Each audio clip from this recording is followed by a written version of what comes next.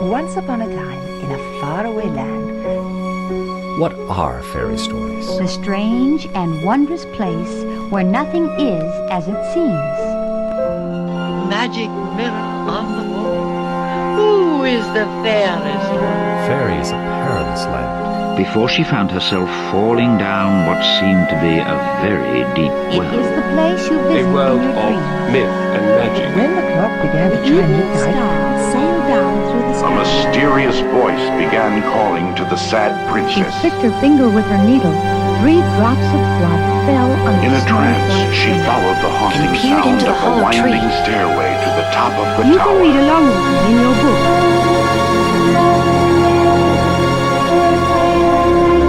she waved her wand and said the magic words. Let's begin now. Well met, witches, and welcome to Storybook, Sacred Lore of Witchcraft.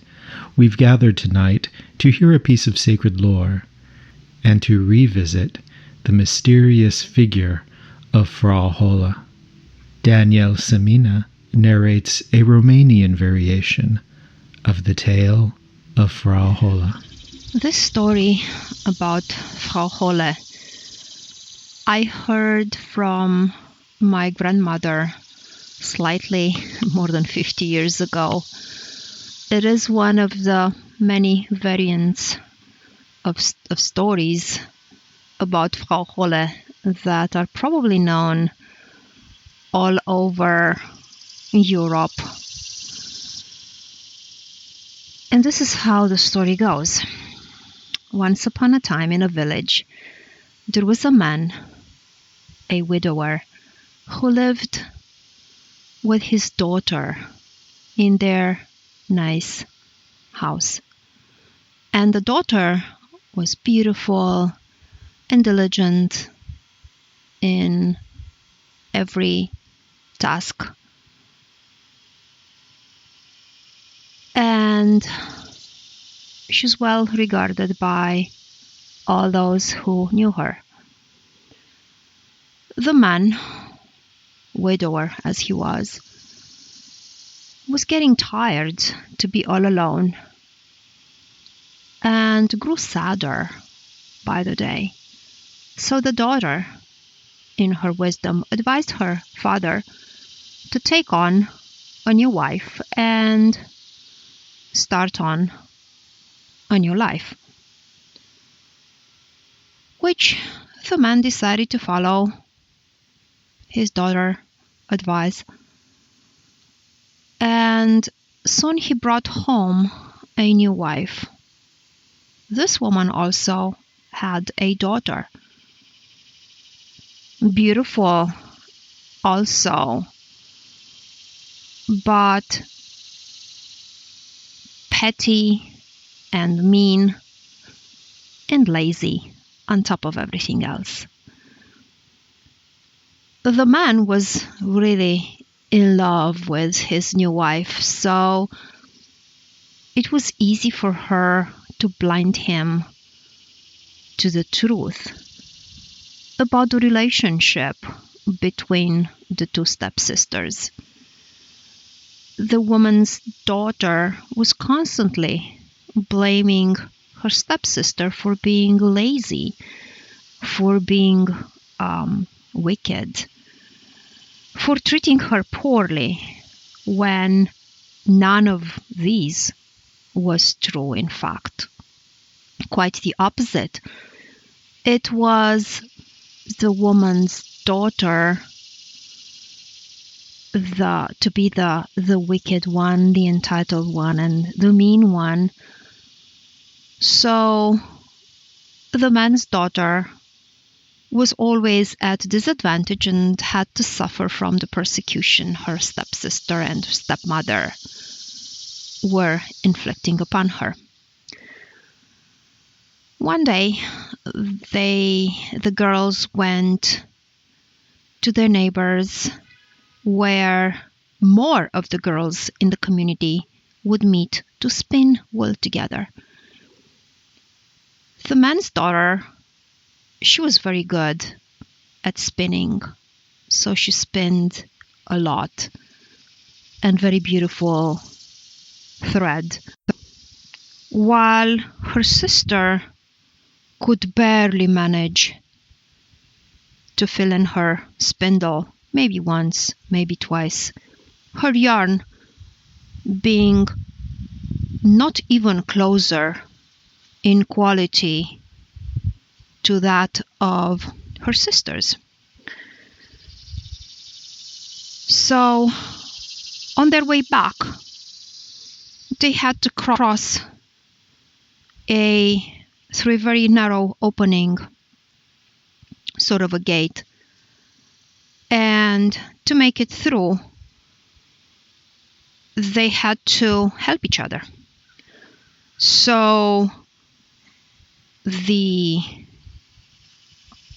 woman's daughter asked her sister to hold on to her spindle with a little bit that she spun, so she could pass through the narrow opening in the fence. She passes, and then she tells her sister to pass on all the spinning that they have, that she would hold that to allow her sister to pass through the narrow opening in the gate. But as soon as the man's daughter handed all the spun wool to her stepsister, this one ran away with everything that was spun, leaving her sister behind. So she goes first to the house, arrives first to the house, and starts showing off, telling that this is everything that she spun, and her sister didn't do much of anything because she wasn't even able to spin and keep up with her. And the old man knew the truth in his heart, but didn't want to argue with his wife, so he didn't say anything in front of his stepdaughter. So next day, the man's daughter, the smart, good, and obedient girl, takes on a load of wool and her spindles, and she goes to a well nearby, deciding to sit down and spin there as much as she can. So by the end of the day, she would come home and show everything that she spun and prove that she wasn't the good-for-nothing her sister wanted to cast her as. So she sits down by the well and she starts spinning. She also couldn't resist temptation to look down into the well. And she's amazed that the reflections she sees in the water look quite off. She gets the sense that this is no ordinary well with no ordinary waters in it. But as she keeps gazing, staring into the well, accidentally she drops her spindle and part of what she had spun so far. And she is panicked because coming home without a spindle, without any of the wool that she took with her, would have attracted major consequences and punishments and beatings and scolding from her stepmother and her stepsister. Not to mention the pain her father would have endured to watch his daughter being trashed like that.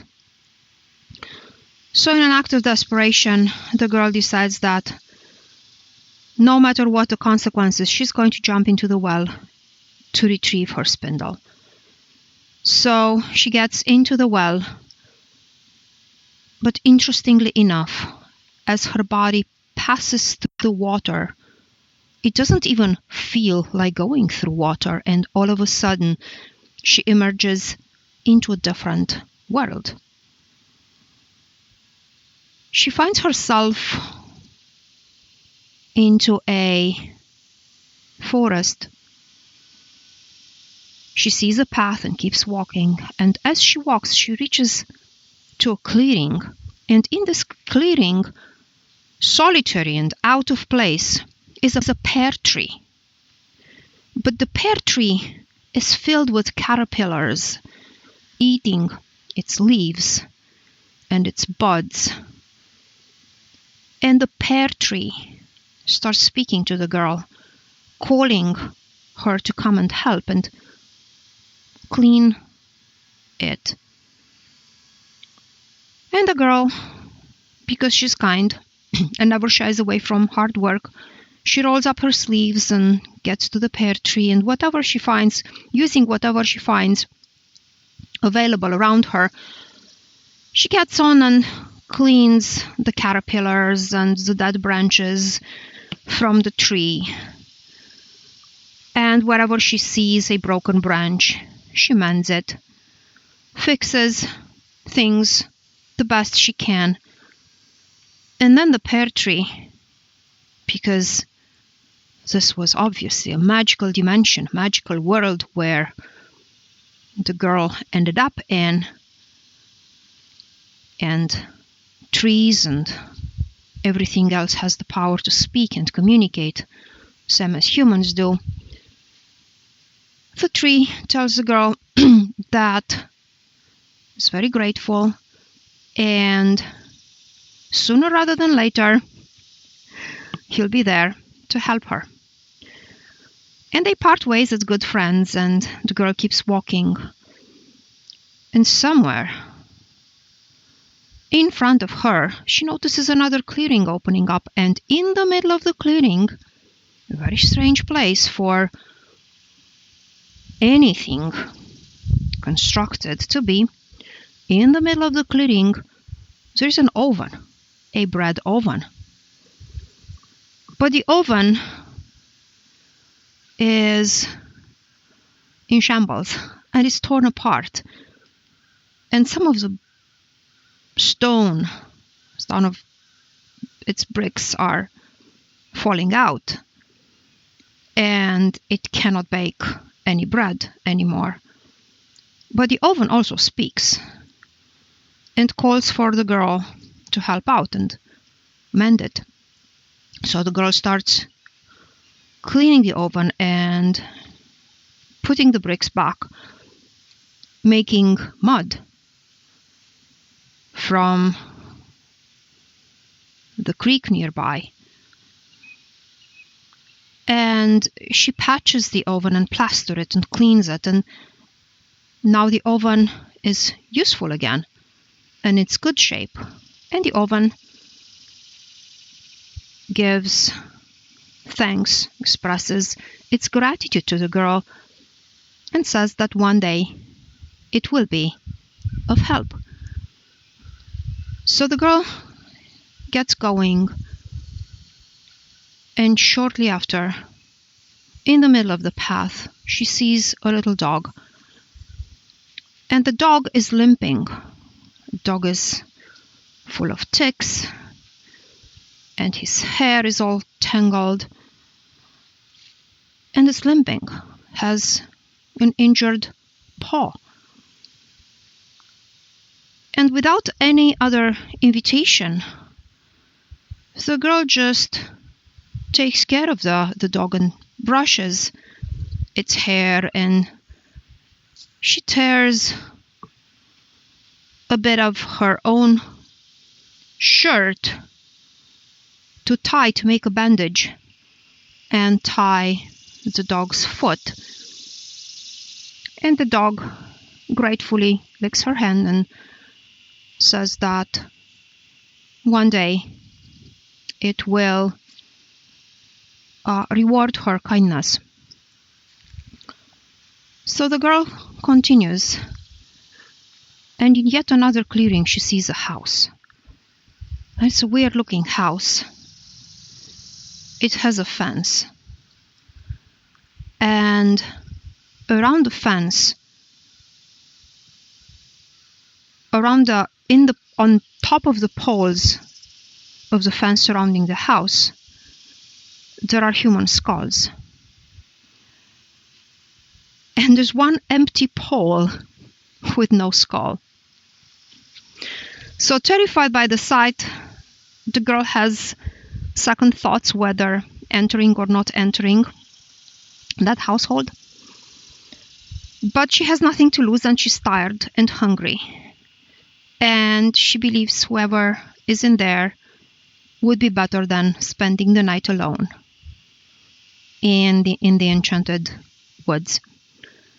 So she knocks at the door, and a woman greets her and offers shelter to the girl at one condition. The girl is either to obey to everything the woman will ask her to do, or if she refuses, her head would top the pole that had no topping,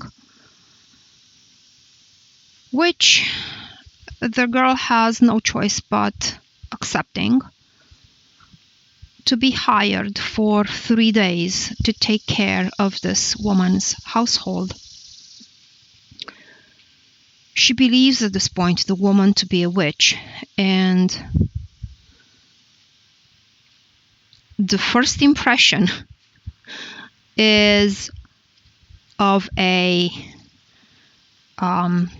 cruel person, someone who has no compassion, no forgiveness, no concept of forgiveness, not giving second chances, doing or not doing, made what she said was the difference in between living and dying. But the girl has no choice but agreeing, because obviously once she is in this person's world, on her turf, there's no going back. No going back except with permission from the old woman. So, as her first day at work, the girl is asked to feed and take care and wash and nurture what the woman calls her children. And then she has to clean the house,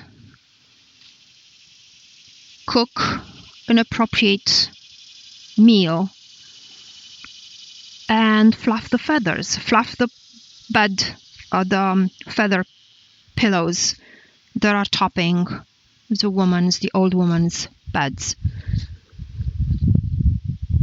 So the woman leaves in the morning without explaining where does she go and what are her whereabouts, only saying that she'd come back at sunset. And depending on the way the girl performed her duties, she's going to be rewarded or not.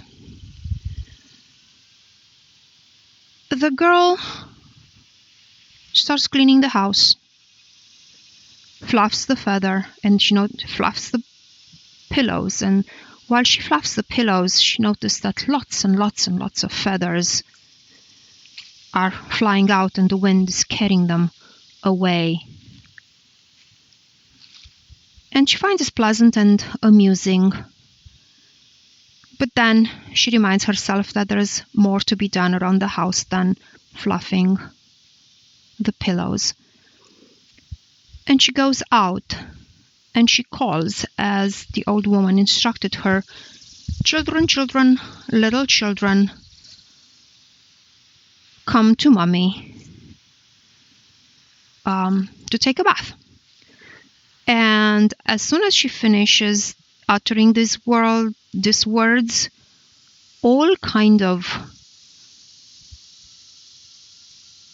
fearsome looking creatures, some of them with heads like snakes, some of them with fangs, some of them with claws, with fur or scales. Beings that she never saw before, never knew they existed. Very scared at first, the girl manages to summon up her courage and telling herself that these two are beings worthy of caring. She takes them one by one, gives them their bath, feeds them the food that the old woman instructed they should be fed. And all the animals, all the creatures behave nice and friendly with the girl, who's no longer afraid of them, despite their unusual and fearsome looks. Day 2 arrives. The girl is asked to perform the same tasks, but also clean more extensively around the house. And she's told that she can go absolutely everywhere except into the small, tiny room at the very top of the house. She's not supposed to go. The girl grows curious, but she acquits herself of all the obligations and tasks assigned. She feeds the animals, and now it's almost a pleasant occurrence to meet them and bathe them and feed them again. She cleans the house, fluffs the feather pillows, and hardly resists temptation of going into the little forbidden room. Day 3, no difference. Everything happens the exact same way. She feeds the animals. She takes care of them, cleans the house, fluffs the pillow, watches with delight the feathers floating, spreading all over, and then spends time resisting temptation to open that door, telling herself that it's not worth betraying someone's trust just to satisfy personal curiosity, no matter how tempting that may be. So she comes back home. The old woman comes back, and she's pleasantly surprised with what she's seen, what she sees. A little bit disappointed that the girl was so excellent at performing everything flawless, depriving the pole in the fence of its head. And she tells the girl that the time has come to hand her the reward, the promised reward, so she can return to her home in the human world. So the old woman prompts the girl to go into the attic, in the tiny little room that up to that point was prohibited entering. She tells her that there are many chests in there, and it is for her to choose one. And what's in that chest, that's going to be her reward, but not to open the chest until she goes home, until she reaches her father's house. So the girl goes into the attic, and there are many chests. Some of them are studded with precious stones. Some of them are made of gold. Some of them are made of all beautiful, never seen before materials. And in one corner, there's a tiny wooden chest with nothing special about it.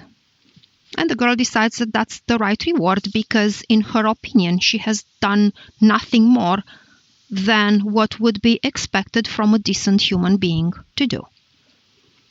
Nothing more than what she was asked to, and nothing more than honoring the laws of hospitality. So she picks up the chest, wants to see the woman. The woman frowns upon seeing the chest that she picked, telling her that her work deserves better reward than the one that she picked, but the girl insists that she's very happy, very content with whatever is in the chest. At which point the woman escorts the girl out of the premises of her property and tells her that she has passed all the tests that Holle herself could present a human being, that she has overcome the most basic human tendencies. She overcome her fear of things that look strange and are unknown and feel threatening, that she proved her kindness all along the way as she helped the pear tree and the oven and the little dog. So Holle knows everything and rewards in proportion. So because the girl overcame all the challenges, Holle was also generous to her. So very impressed for having met Holle herself in person, the girl is dazed and amazed, holding onto her little chest. And when she comes back from her amazement, everything has disappeared. There is no house, there is no courtyard, there is no fence topped with human skulls. There's just the forest that she came through, and she recognizes the path. Now, as she walks back, she encounters the dog, who is now healthy and strong and all playful. And the dog wears a silver collar with beautiful precious stones, which she comes and invites the girl to take that collar as a token of their friendship. The girl keeps walking and she's hungry, but right there is the oven with fresh loaves of bread magically appearing from inside it and inviting the girl to take as much as she wishes to quell her hunger and also have enough supplies for the trip back home. And then finally she finds the pear tree, which is now healthy and laden with pear, branches heavy with fruit that are hanging low to the ground. And the pear tree invites the girl to take as many pears as she needs, and she takes enough for herself and some to bring home. And very close there is the well, and after drinking some of the water to quell her thirst, the girl steps into the well waters, and immediately she finds herself back home. To her surprise, everything is covered in snow. The place that she left before, filled with leaves and grasses and everything that's characteristic of fall, is no longer there, but a thick blanket of snow has covered everything.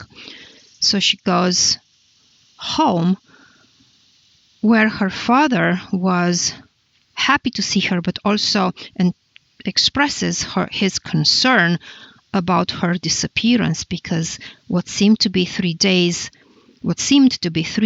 for the girl, it was a far, far longer time. It was months. in the human world. So the girl gathers the family. The stepmother and the stepdaughter are not so happy to see her returning. And they open the chest, and it's all precious stones and lots of gold and enough wealth to give the whole family everything they needed and wanted, and even more for the rest of their lives. So there's unimaginable wealth coming up, streaming out of that apparently small chest. The stepsister is very upset and yelling. She declares that she can reach the same place and bring in even more wealth and more outstanding goods, because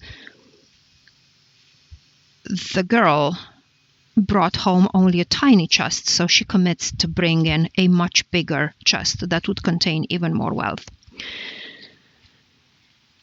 In her kindness, the girl who already went on the trip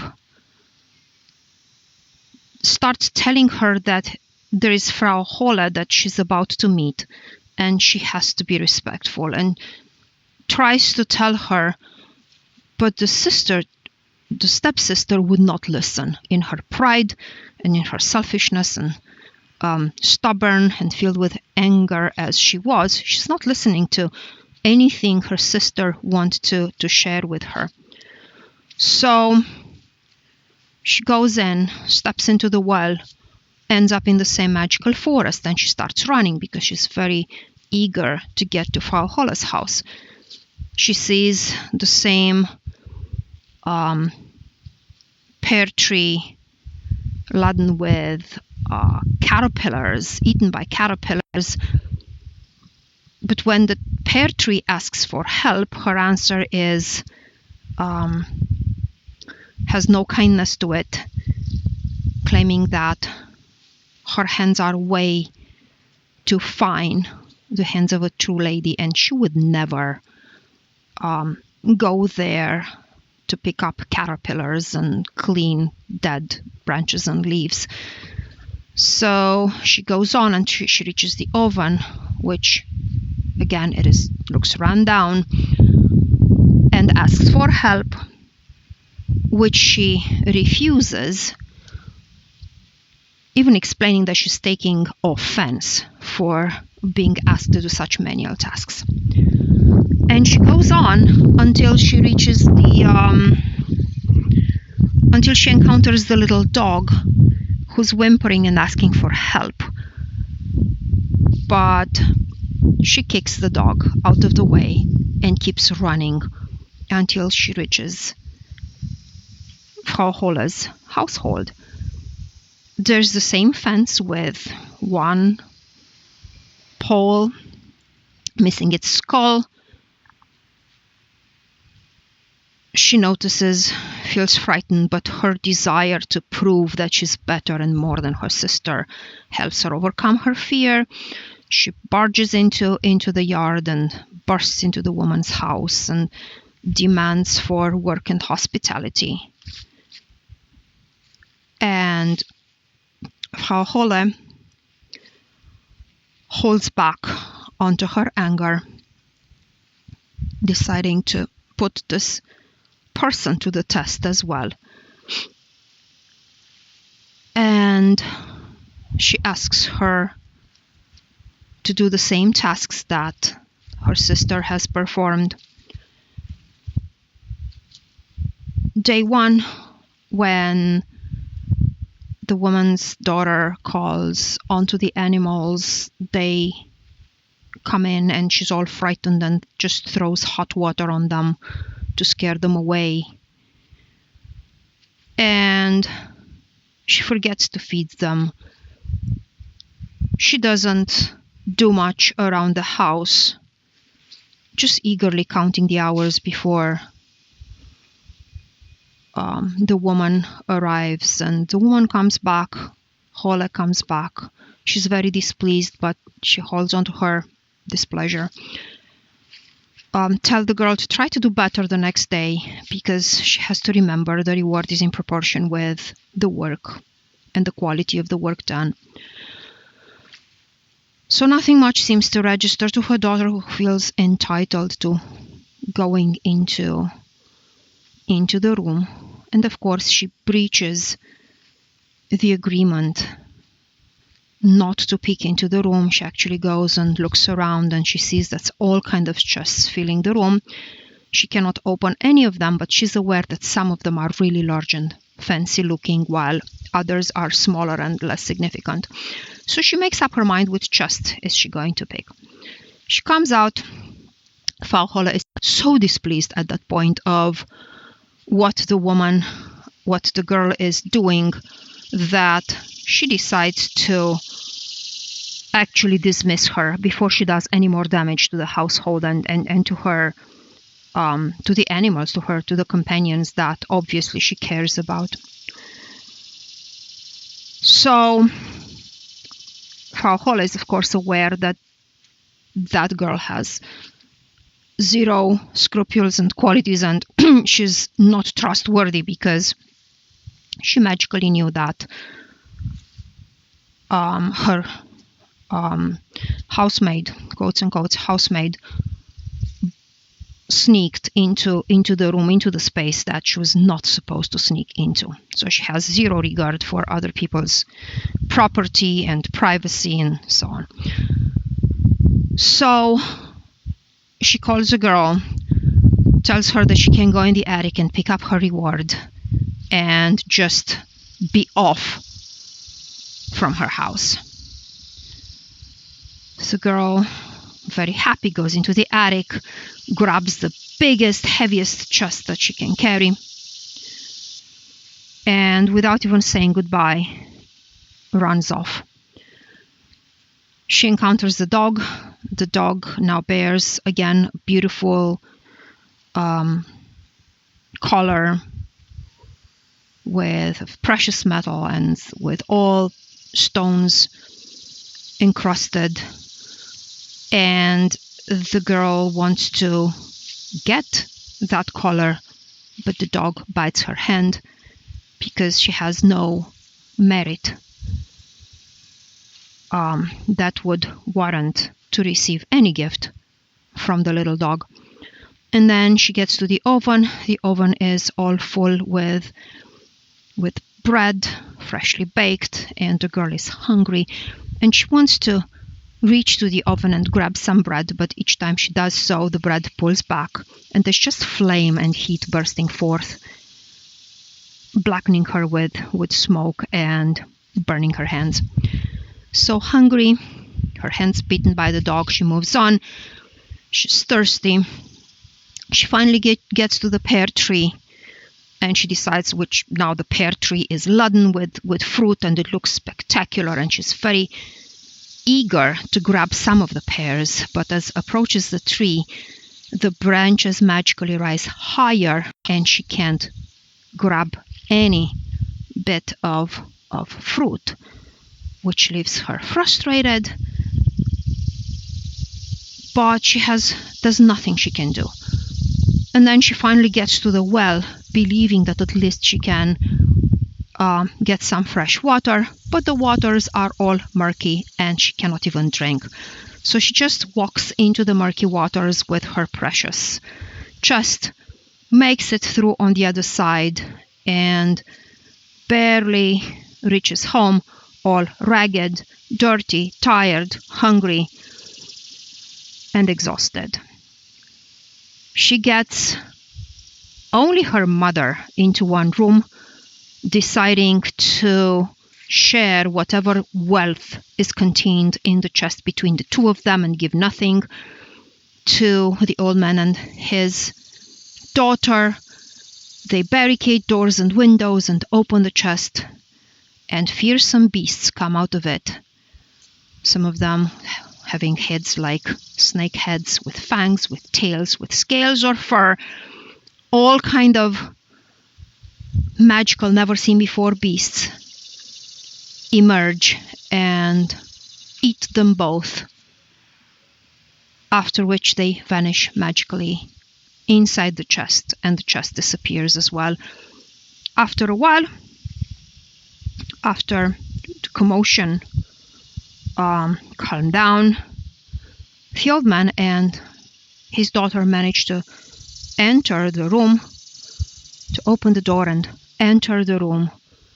There's nothing to be found. And the girl, because she's wise, has a hint of what had happened. But this is now all a thing of the past. And what's left for them is to live happily, begin new lives, in which hopefully the old man will bring in the lessons that he learned, and the girl will make for herself a future worthy of her character. And this is the story that I had to share. When we next gather, Daniela will also share how this story has influenced her craft and how we might incorporate the wisdom within into our own practice. Until then, may all your travels be filled with wonder.